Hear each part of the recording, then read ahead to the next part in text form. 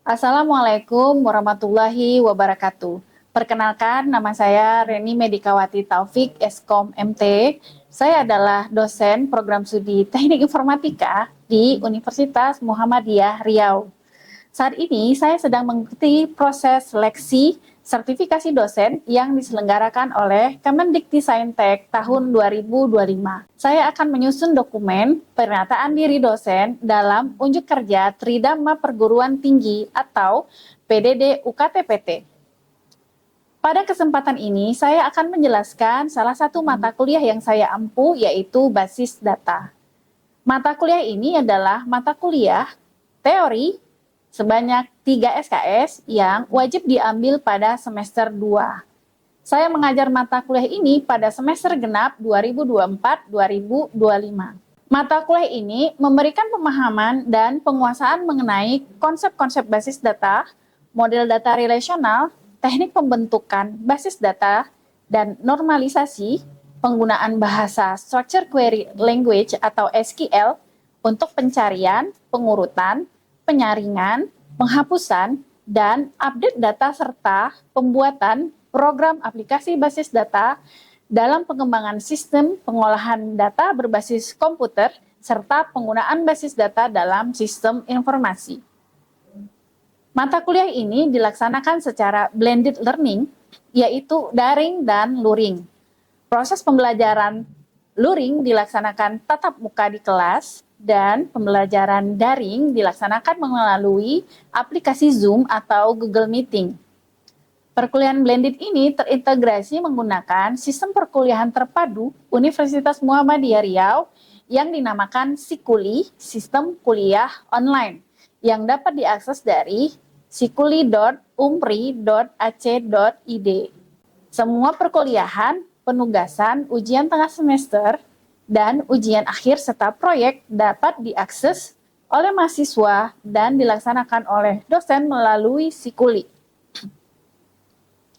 Metode pelajaran yang diterapkan pada mata kuliah basis data ini yaitu merupakan project-based learning, di mana dimulai dengan ceramah pemaparan teori pada pertemuan-pertemuan awal semester, kemudian dilanjutkan dengan pembelajaran studi kasus, presentasi mahasiswa, diskusi kelompok, juga kemudian di akhir semester mahasiswa mengerjakan proyek akhir mata kuliah yang harus dipresentasikan.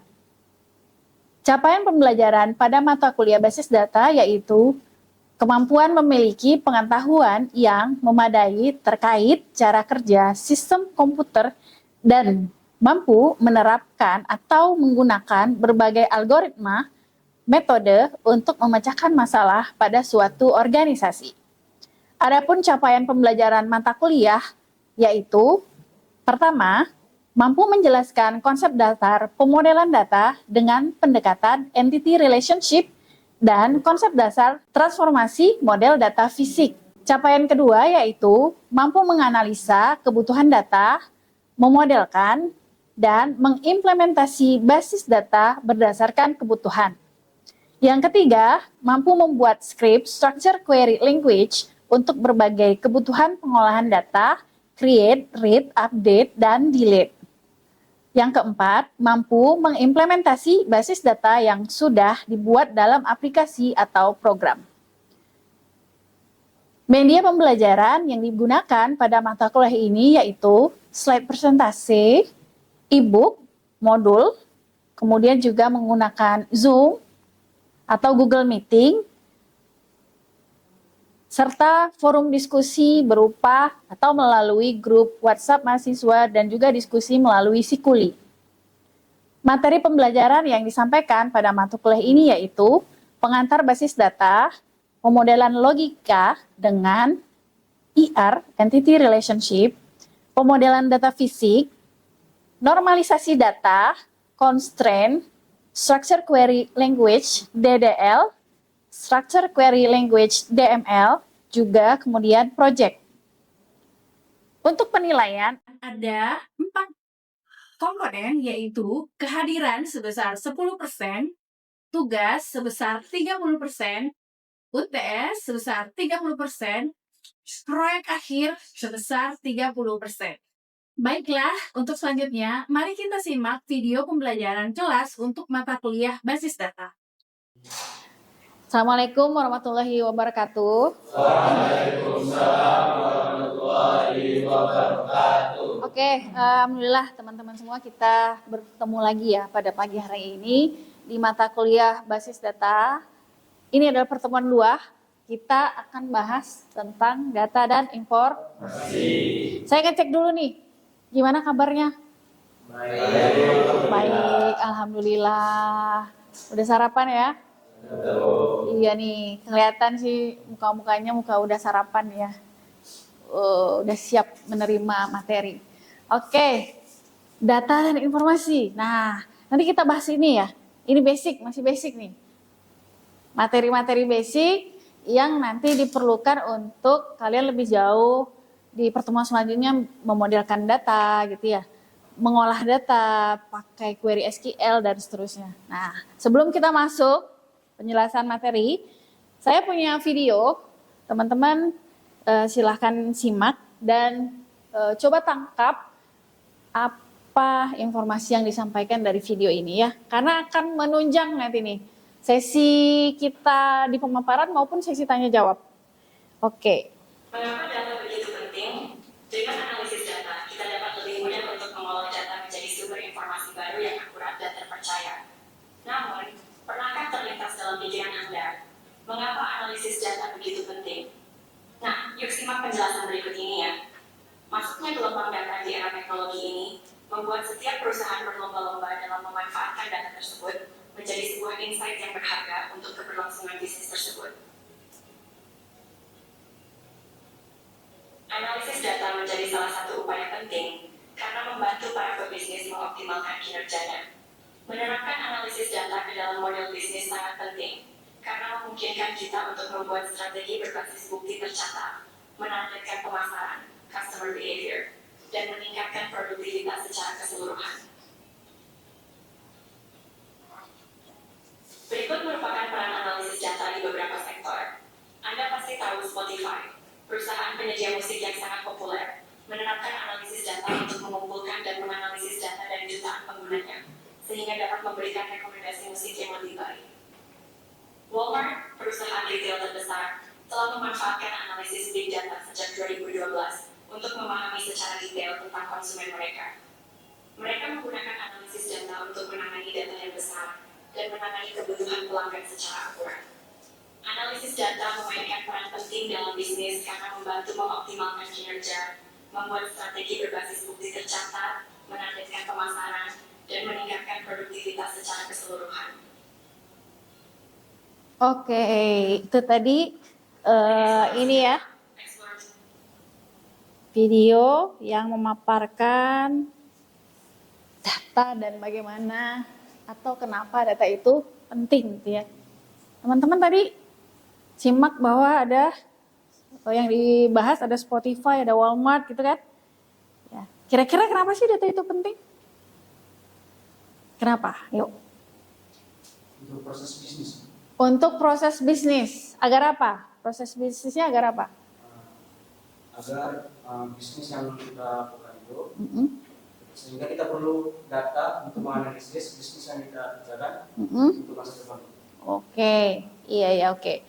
Untuk menunjang proses bisnis ya, data yang ada diolah, dapat informasi ini yang bisa menunjang proses bisnis ke depan selanjutnya, kayak gitu ya. Strategi-strategi pemasaran dan lain sebagainya itu bisa dirancang berdasarkan informasi tentang keadaan bisnis saat ini. Keadaan bisnis saat ini taunya dari mana? Ya tahu dari data tadi gitu ya, data yang disimpan. Ya. Contoh tadi ada Spotify. Di Spotify gimana? Kita nyari lagu ya kan? Kita putar lagu. Lagu-lagu yang kita putar itu disimpan kan? Historinya oleh Spotify. Jadi apa kemudian ketika diolah? Jadi rekomendasi. Nah, untuk selanjutnya kita dapat rekomendasi dari Spotify nih. Karena kita kemarin suka dengerin lagu genre tertentu, dia akan rekomendasikan genre yang kita sering dengerin gitu. Itu kurang lebih ya contoh bagaimana data itu yang diolah jadi informasi kemudian bisa menunjang pemasaran. Spotify itu kan membuat penggunanya nyaman dengan teknik pemasaran yang kayak tadi gitu ya. Oke, nah rekan-rekan kita masuk ke materi. Nah dari data jadi informasi, kita perlu tahu data itu apa sih gitu. Data itu adalah kumpulan angka-angka maupun karakter-karakter yang tidak memiliki arti atau fakta mengenai objek, orang, dan lainnya. Bisa jadi fakta tentang peristiwa. Hari ini kita berkumpul di ruangan ini melakukan proses belajar mengajar basis data. Ada data apa nih? Data mahasiswa hadir gitu kan ya. Data present, data pertemuan terlaksana gitu kan ya. Nah itu jadi data yang disimpan ya, data yang disimpan dalam tempat penyimpanan tertentu. Kalau fakta tentang objek, orang atau peristiwa itu nggak disimpan, maka dia juga nggak akan jadi data sih gitu ya. Cuman jadi apa? Cuman jadi apa? Ya jadi yang dilupakan kayak gitu kan. Jadi data itu harus disimpan sehingga dia bisa kemudian di suatu hari nanti masa depan diolah lagi gitu ya. Oke, data dinyatakan dengan nilai, angka, deretan karakter atau simbol itu. Kemudian data ini akan jadi bahan dalam proses pengolahan yang hasilnya nanti informasi gitu ya. Tadi udah saya sebutkan contoh data kehadiran diambil dari peristiwa hari ini gitu kan. Kalian ke mall, masuk parkir. Masuk parkir itu sekarang gimana? Pakai kamera ya, parkiran. Mencet tombol. Ketika kalian mencet tombol, peristiwa mencet tombol itu kemudian disimpan ya, di capture kendaraannya, juga jadi data kemudian ya. Peristiwa kalian markir gitu ya, mulai dari mencet tombol, nah mulai dari situ lah tersimpan tuh datanya. Jadi dari suatu peristiwa jadi data. Oke, itu dia data. Lanjut. Nah ini adalah contoh data. Teman-teman bisa lihat di sini ada nama dan nomor gitu ya. Kira-kira ini nama dan nomor apa ya? Bisa jadi pegawai. Kalau saya bilang nasabah, bisa. Data pasien, bisa jadi. Banyak makna kan? Iya, ini belum memberikan makna yang spesifik gitu ya. Belum memiliki arti yang spesifik nih bagi seseorang. Karena dia masih mentah gitu ya. Ini contoh data. Kemudian ini kita masuk ke informasi. Informasi itu apa? Informasi adalah hasil dan sintesis dari data. Hasil analisis dan sintesis dari data. Maksudnya itu adalah hasil pengolahan ya. Pengolahan data itu bisa dianalisis, disintesis dengan pakai formula tertentu gitu. Seperti itu ya. Yang paling simpel aja lah. Data mentah, kemudian kita pakai operasi penjumlahan. Jumlahkan semua penjualan. Nah itu udah jadi informasi kan? Ya maksudnya gitu ya, analisis dan sintesis itu adalah pengolahan datanya. Data yang telah diorganisasikan ke dalam bentuk yang sesuai dengan kebutuhan seseorang. Bahkan hanya memberikan judul saja itu juga udah memberikan informasi gitu ya. Kemudian informasi itu adalah hasil pengolahan data sehingga menjadi bentuk yang penting bagi penerimanya dan mempunyai kegunaan dalam pengambilan keputusan. Yang tadinya nggak bermakna, udah diolah jadi informasi. Informasi ini memberi insight atau knowledge lah gitu ya. Sehingga knowledge ini bisa menjadi dasar pengambilan keputusan. Ya, jadi dari yang nggak tahu jadi tahu. Nah, contoh lah nih saya kasih contoh ya. Data penjualan di supermarket Data penjualan nih. Data penjualan itu ada atau terjadi karena apa? Ya jual beli. Orang datang ke supermarket bawa barang gitu ya. Kemudian ke kasir. Ambil barang nih ke kasir, bawa ke kasir gitu kan. Mau bayar. Di record. Itu terjadilah data penjualan. Dari data penjualan diolah bisa jadi informasi apa? Kepikiran nggak? Informasi apa tuh dari data penjualan? Banyaknya barang yang laris, apalagi? Jumlah stok tersedia, apalagi? Omset, betul, gitu ya. Nah, jadi dari data penjualan diolah bisa jadi omset per hari, per bulan, gitu kan? Data atau produk yang paling laris apa? Nah, itu informasi yang bisa didapetin dari pengolahan data penjualan. Informasi ini memberikan pengetahuan kan? Bagi siapa? Bagi manajer, bagi owner gitu kan? Untuk apa nih pengetahuannya? Si owner atau manajer bisa merancang strategi pemasaran. Oh iya, ternyata barang yang paling laris itu adalah Indomie misalnya. Untuk kategori mie gitu ya, yang paling laris Indomie. Berarti apa? Dia bisa jadi ambil keputusan untuk stok mie lebih banyak. Iya gitu ya. Dan seterusnya gitu ya. Tergantung pengolahannya apa, maka informasi yang dihasilkan juga macam-macam. Enggak hanya sebatas barang terlaris saja, enggak gitu ya. Tapi juga kalau kita menerapkan pengolahan pakai AI, machine learning, data mining, macam-macam. Kita bisa mencari tahu dalam satu transaksi itu ada barang yang kombinasi barang apa yang sering. Misalnya, kalau roti seringnya sama selai gitu ya, itu bisa dilihat polanya gitu ya. Dengan pengolahan data kita bisa lihat, maka mungkin untuk strategi pemasaran letak selai di rak jual itu, letak selai akan letak roti akan berdekatan dengan selai. Nah, jadi tergantung cara ngolahnya gimana, informasinya juga macam-macam gitu ya. Nah, itulah tadi informasi yang bisa menunjang pengambilan keputusan, strategi marketing misalnya gitu tadi. Ya, oke, sip. Ini ada contoh bagaimana informasi kemudian ditampilkan gitu ya, bisa memberikan tampilan atau dashboard seperti ini gitu ya.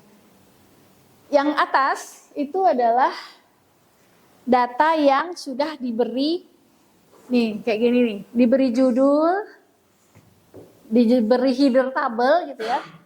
Padahal ini datanya ini sebelumnya ini nih, yang ini nih, yang ini.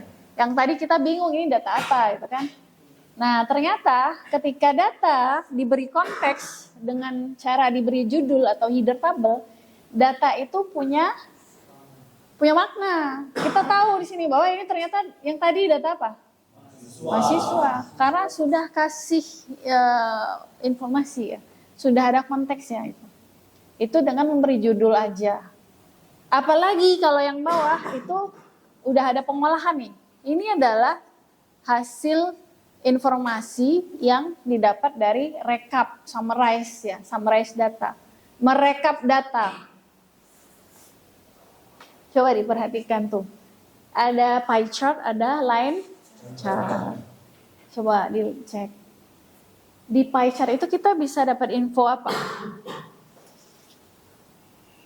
Apa? Berapa banyak orang yang minat pada jurusan? Berapa banyak orang yang minat pada jurusan tertentu gitu ya? Atau semua jurusan kita tahu gitu ya? Yang paling banyak di jurusan apa juga bisa diketahui gitu ya? Oke. Nah, itu hasil merekap data pendaftaran. Direkap tuh, dapat tuh informasi tentang persentase yang milih ya, yang milih jurusan tertentu berapa sih gitu. Nah, setelahnya, sampingnya, ini ada data banyaknya pendaftar setiap tahun gitu ya, informasinya itu ya. Dari data yang sama, dari data pendaftaran, kita bisa tahu jumlah pendaftar per tahun. Dengan cara apa? Merekap gitu, menjumlahkan gitu ya. Nah, benar-benar. Nih ya, ini juga bisa memprediksi ya. Jadi data itu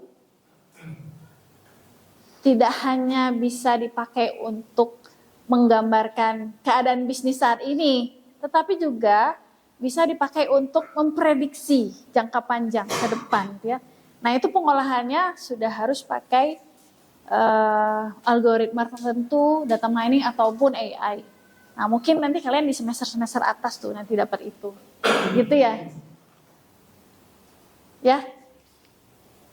Ada istilah garbage in, garbage out. Apa yang masuk itu ya yang keluar sama. Kalau yang masuknya sampah, mau diolah sebagus apapun, tetap nanti hasilnya sampah.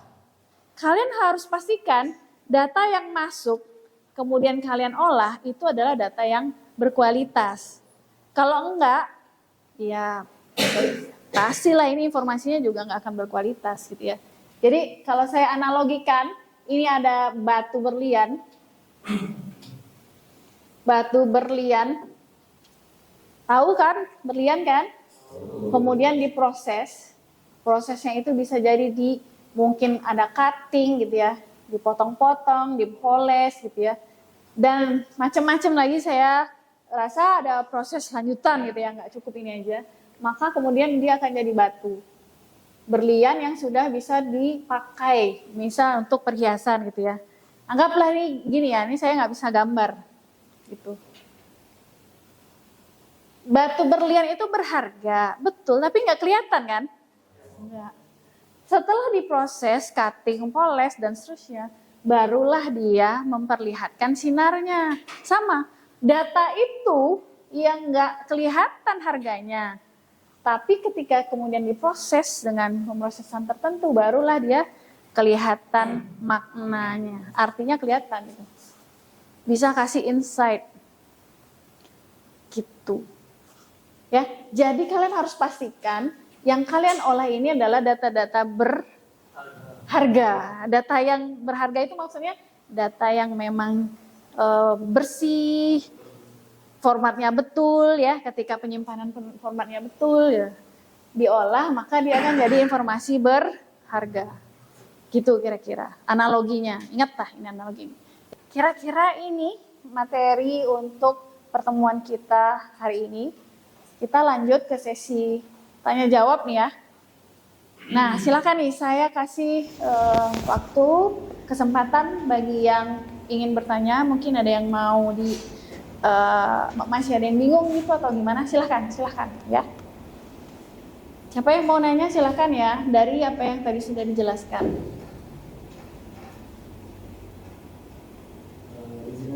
Oke, Devan ya. Devan mau tanya apa? Silahkan Devan, mau nanya apa? Izin bertanya Bu, Iya. Setelah data diolah dan mendapatkan hasil, apa fungsi dari hasil data tersebut? Oke, setelah data diolah dapat hasil nih. Fungsi hasil yang diolah ini buat apa sih gitu ya? Oke, sip.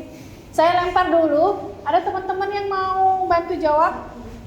Silakan. Izin menjawab Bu. Oke, silakan Dian Petrus. Saya ingin menjawab pertanyaan dari Devan, di mana data yang sudah memiliki hasil itu tuh akan menjadi informasi itu yang digunakan untuk mengambil keputusan.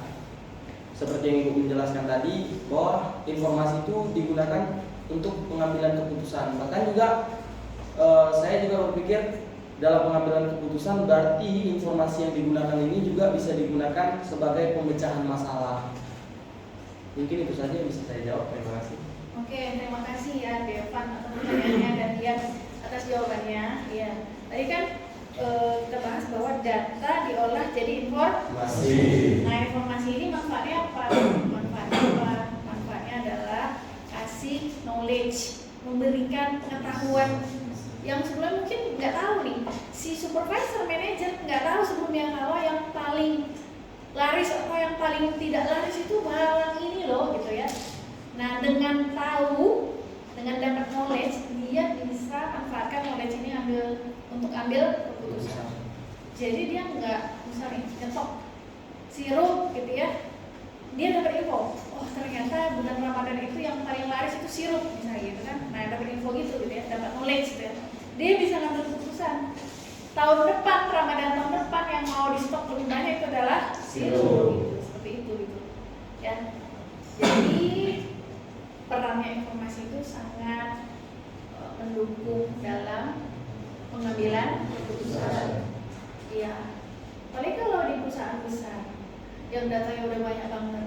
Kalau dia nggak tahu knowledge atau keadaan bisnis hari ini dari datanya, nggak bisa ya punya strategi yang keren-keren gitu ya untuk bersaing gitu ya. Oke, sip. Ada lagi yang mau ditanyakan? Silakan kalau ada. Saya Bu. Gili, ya. Silakan. Sebelumnya perkenalkan, nama saya Gili Bani Aulia. Tadi Bu barusan menjelaskan bahwasannya informasi itu bisa jadi dasar untuk pengambilan keputusan. Jadi pertanyaan dari Gili Bu, mengapa informasi yang akurat itu sangat penting dalam pengambilan keputusan? Dan kalau misalnya tidak akurat itu bagaimana yang akan terjadi?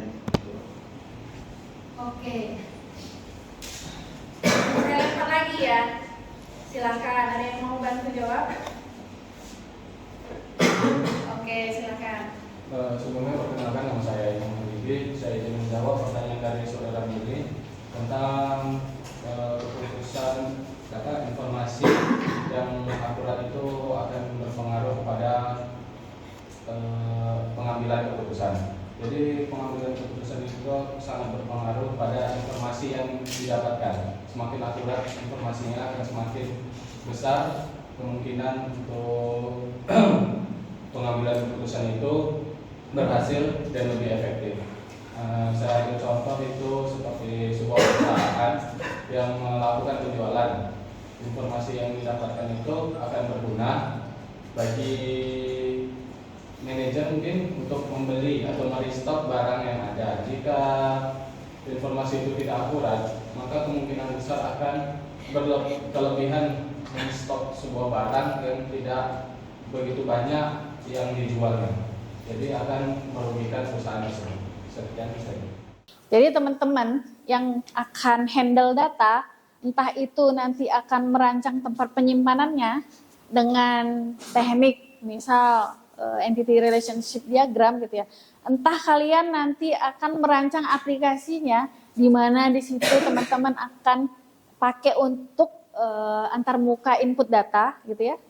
Nah, juga harus merancang dengan benar itu. Ini kan teknik informatika semua nih. Nanti bisa jadi web developer gitu kan, data engineer gitu kan. Nah, itu akan handling data. Entah itu merancang tempat penyimpanannya, entah itu merancang aplikasinya di mana pengguna akan masukin data dari aplikasi atau pengguna akan ngelihat data dari aplikasi gitu kan.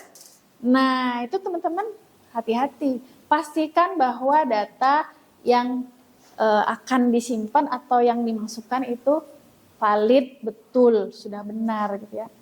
Termasuk dari cara memutuskan apakah inputan dari customer ini akan pakai text box atau combo box atau drop down list gitu kan. Drop down list. Kalau kita ketik manual, datanya akan beragam kan? Nah, kayak gitu tuh ya. Nggak valid nanti, ada yang ngisi macam-macam gitu, nggak seragam. Nah, kayak gitu. Jadi, mudah-mudahan materi hari ini dapat memberikan gambaran bagi rekan-rekan bagaimana pentingnya data untuk pengambilan keputusan maupun menunjang proses bisnis gitu ya. Silahkan nanti teman-teman saya kasih waktu untuk explore lagi bagaimana contoh-contoh lain ya, data itu dipakai, diolah jadi informasi. Kalau tadi mungkin kita bahas supermarket gitu ya, teman-teman boleh cari tahu bagaimana data di perbankan, data di rumah sakit, di toko kue gitu ya, di mana lagi, di bioskop. Kira-kira data mentahnya apa, diproses gimana, atau diolah gimana, informasinya apa? Nah, coba cari tahu gitu ya, melihat sekitar gitu, apa yang sehari-hari mungkin teman-teman lakukan, parkir di mall, nah itu semuanya akan menghasilkan data. Coba cari tahu nih, kira-kira data mentahnya apa, diolah gimana, jadi informasi apa.